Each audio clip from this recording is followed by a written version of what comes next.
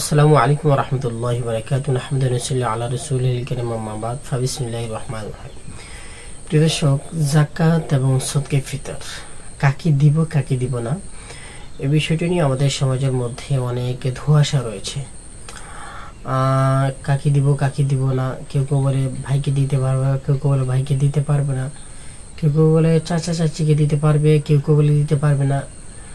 যাই হোক, আরও অন্যান্য কথাবার্তা রয়েছে। তো আমি আজকে আপনাদেরকে একটি উসুল এবং কয়েকটি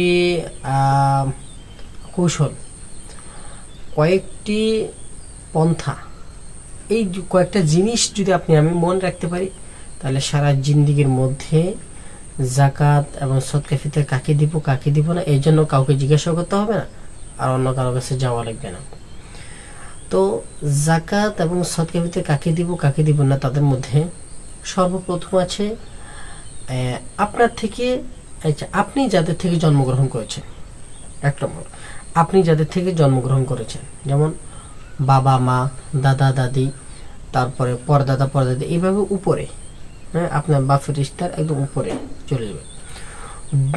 তারপরে মা, নানা নানি, নানা নানি, তারপরে পর নানা পর নানি, এদিকে আবার উপরে, হ্যাঁ, বাবা মায়ের বংশগত উপরে, মার বাবা মা দুজনের বংশগত কি একদম উপরে দিকে চলে যাবো।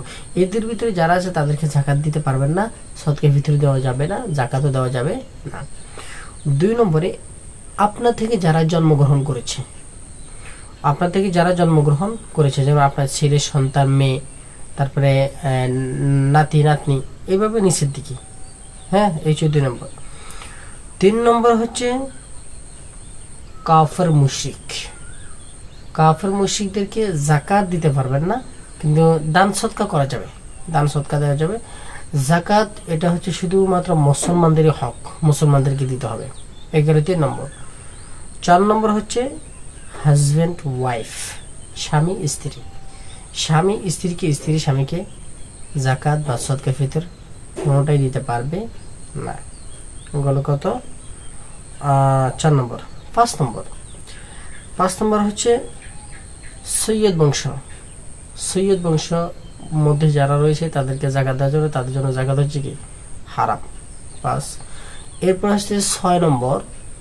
6 নম্বরে সাহেবে নিসাব, মানে যতটুকু পরিমাণ অর্থ সম্পদ থাকলে জাকাত সদকায়ে ফিতর ওয়াজিব হয়, অতটুকু পরিমাণ ধন সম্পদ যার কাছে আছে তাকে জাকাত সদকায়ে ফিতর দেওয়া যাবে না।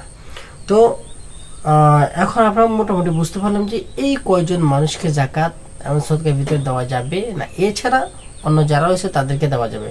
যেমন কেউ যদি প্রশ্ন করে যে আমি আমার ভাইকে জাকাত দিতে পারবো কিনা, তো উসুল দেখেন, আমি 1 নম্বর উসুল হচ্ছে কি, আমি যাদের থেকে জন্মগ্রহণ করেছি এবং যারা আমার থেকে জন্মগ্রহণ করেছে, তো ভাই থেকে আমি জন্মগ্রহণ করে নেই, আর আমিও ভাই থেকে কি করে নিই, জন্মগ্রহণ করে নিই। এইভাবে চাচা চাচি,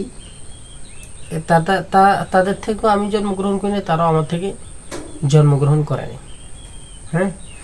তারপরে খালা, খালু, মামা মামি, এদের থেকে আমিও জন্মগ্রহণ করি, এরাও আমার থেকে কি করে নেই, জন্মগ্রহণ করে নেই। এভাবে দিতে পারবে। তো প্রিয় দর্শক, আশা করি কথাগুলো বুঝতে পেরেছেন। আজকে ভিডিও এখান থেকে। আসসালামু আলাইকুম ওয়া রাহমাতুল্লাহি ওয়া বারাকাতুহু।